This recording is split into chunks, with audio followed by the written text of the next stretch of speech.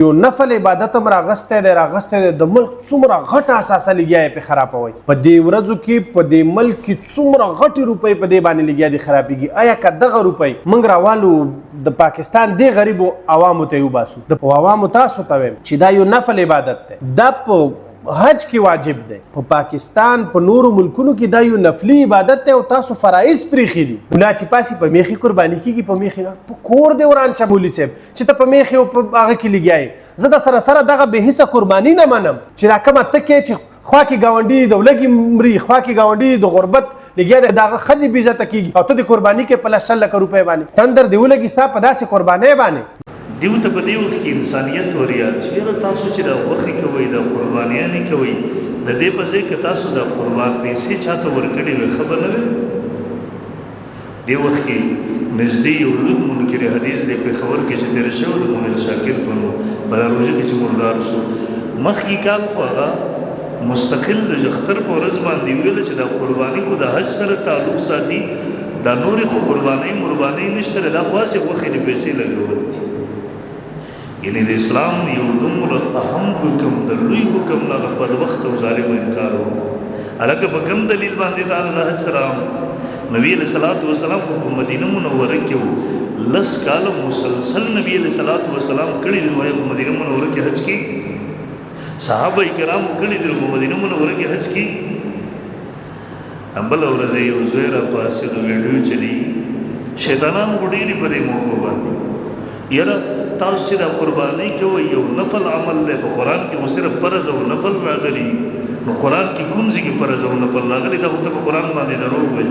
کم مصطلح معنا چې موږ د فرض او د نفل اخلو دا په قرآن کې هیڅ ځای کې نشته دی دا په قرآن باندې دروغ وایي.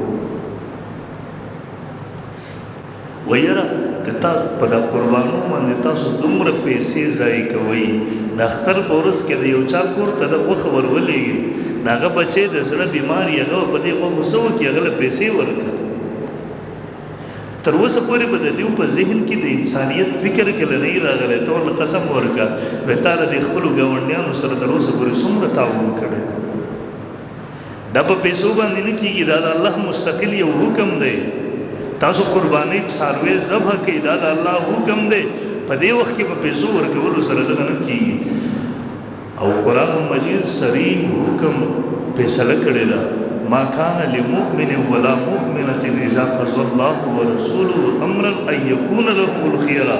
الله او رسول یو حکم وکي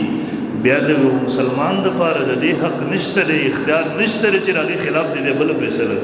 الله او رسول حکم دا دی په دې ورځ تاسو قربانۍ ذبح کوئ ډېر راپاڅېد او خیر دی چا له پیسې ورکړه ژوند کې به چا له پیسې نه ورکړي. یو مالک دی هغې یو سړی ولېږو پیسې ورته ورکړلې ته لاړ شه په دې پیسو باندې ته د بازار نه پلانکې سیز راوړه پلانکې کار وکړه روټۍ راوړه دی ولګېدو د کور صفایي شروع کړه مالک راغی تپوس ورنه کوي ته ما حکم کړی و چې لاړ شه د بازار نه روټۍ راوړه تا هغه راوړې ده دی ورته مالک زه خو ستا غلام یم زه خو ستا نوکر یم تا راته روټۍ ویله خو د روټۍ په ځای زه هسې نه هم ناست روټۍ مې نه ده راوړې د هغې په ځای مې کور صفا کړی دی نو دا د کور صفایي هم ښه کار دی لیکن مالک به په دې خوشحاله نه شي خفه به شي وایي به بېوقوفه تا ته ما حکم څه کړی و ته څه کې همدقسې مثال دی د مالک د طرف نه حکم په دې وخت کې بصلی لربک وانحر قرباني وکړئ د مالک د طرف نه د آقا د طرف نه حکم دی من وجد ساعتا فلم یضحی چا چې د قربانۍ وس ونه دی باوجود یې قرباني ونه کړله زموږ عیدګاه ته د نږدې نه راسي.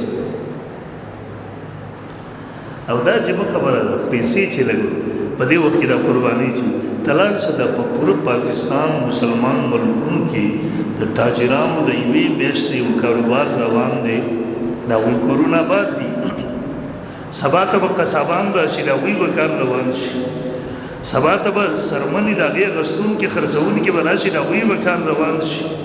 سبا ته به غوښې راشي دغسې ډېر خلک به یې په دا محله کې چې هغوی به په ژوند او زندګۍ کې چېرته غوښې نه وي خوړلې غوښې به ورته میلاو شي څومره خلکو ته په دې باندې خیر ورورسېدو دا ټول خیرونه ستا نه پټ شو ته صرف د پیسو خیر ته راغی دومره عجیبه دور دی چا درته دا ونه ویله چې په دا 15 لکه روپۍ باندې تا آیفون موبایل اغستی دی په 6 لکه روپۍ باندې د دې په ځای که تا د 50,000 روپیو موبایل اغستی وي په هغې باندې انکار کوو الله تا چې د قربانۍ څاروی اغستی دی دا پیسې به دې غریب ته ورکړې وې دې وخت کې تا ته رایادې شوې د کروړونو په ګاډي کې ګرځېږي چا ورته دا ونه ویله چې که د دې په ځای باندې تا د 50 لکو روپیو ګاډی اغستی وي تا هغې کې هم ګرځېدی شوې یاره دا دومره امریکې ته روان دی لندن ته روان دی بل ملکونو ته په زله چکرونو دپاره دنیا عیاشي بدماشۍ باندې پیسې لګوي چا ته رایادې نه شوې لیکن د الله حکم چې کله راشي د حج دپاره یاره دی چې د حج ته ځي دا پیسې غریبانو ته ولې نه ورکوي یاره دی چې دا قرباني کوي دا پیسې غریبانو نو تا ته په دغه موقع باندې غریب نه در یادېږي په دې وخت درته غریب در یاد شي ښکاره خبره ده خبره د غریب نه ده خبره د قربانۍ نه ده خبره د حج نه ده خبره د پیسو ورکول خبره صرف او صرف د الله د حکم سره د دې شیطان د بچي دشمنی د دې وجه وسوسې وراشي خدایا وساتي قرباني کول د قرآن سره ثابت دي مشروعیت د قرآن نه ثابت دي او دویم نمبر د احادیثو نم په صراحت سره د قربانۍ مشروعیت ثابت دی دریم نمبر اجماع د امتم د تمام ائمه کرامو د مسلمانانو اتفاق دی د قربانۍ په مشروعیت لہذا وز د څوک د ځان نه خدای نه جوړوي نه د ځان نه رسول جوړوي نعوذ بالله چې د الله حکم د رسول الله صلی الله علیه وسلم یو عمل په خپل عقلي فلسفو سره دی منسوخ کولو کوشش کوي دویم نمبر د قربانۍ کې یو خصوصیت علما فرمایي دا دی په دې وخت کې د بت پرستو خلکو رد راځي په دې قربانۍ کې ولو سره د بت پرست تاسو لیدلی دا څاروي چرته د بوتانو په نوم باندې ذبح کوي چرته د باباګانو په نوم باندې ذبح کوي مسلمان په دې وخت قرباني ذبح کوي د دې خبرې واضح اعلان کوي ان صلاتي ونسكي ومحياي ومماتي لله رب العالمين زما ژوند او زندگی زما اٹھنا بیٹھنا زما ژوند او زندگی زما قربانی دا هر څه د الله لپاره دي د غیر الله لپاره نه امتیاز راځي په دا موخه باندې نو بهرحال ماحص کو د قربانی مشروعیت د قرآن نه ثابت دی د حدیثو نه ثابت دی په اجماع د امت سره ثابت دی نبی علیہ الصلوۃ والسلام مدینه منوره کې لس کاله اقام رسول الله صلی الله علیه وسلم بالمدینه 10 سنه یصحي كل سنه لس کاله نبی علیہ الصلوۃ والسلام مدینه منوره کې تیر کړی دي هر کال نبی علیہ الصلوۃ والسلام قربانی کړی د قربانی نه او قربانی ډیر زیات فضایل لري محترم زړه فضایل کې شروع کوم شاید د درې جمعو کې زه مختصر وایم نبی علیہ الصلوۃ والسلام پر ما عمل ادمی من عمل یوم النحر احب الى الله من حراق د قربانی په دا ورځو کې د بنی آدم بل هیڅ عمل د وینې د تویولو د الله په دربار کې زیات محبوبیت نه لري الله تر ټولو نه زیات محبوب او ولا عمل په دې وخت کې رساوي نه وي او ته چې چاله پیسې ورکې باقي کې وینه ویول نه راځي پیسې ورکول هم د دې مقصود نه صرف د الله حکم منسوخ کول په خپل عقل سره دغه بد وخت مقصد دی او نبی رسول الله انه لياتي يوم القيامه بقرونها واشعارها وازلت دا د قربانی سروي چې کوم تازه وکړو دا به د قیامت په ورځ د خپل خکرانو سره د خپل یختانو سره حتی چې تر دې نوکانو پورې یعنی د پوره بدل په بل حدیث کې د خپل خاشنو سره برازي دا ود الله په دربار کې د بنده د پاره د میزان د نیکو په تلو کې تللی شي او نبی رسول الله فرمایي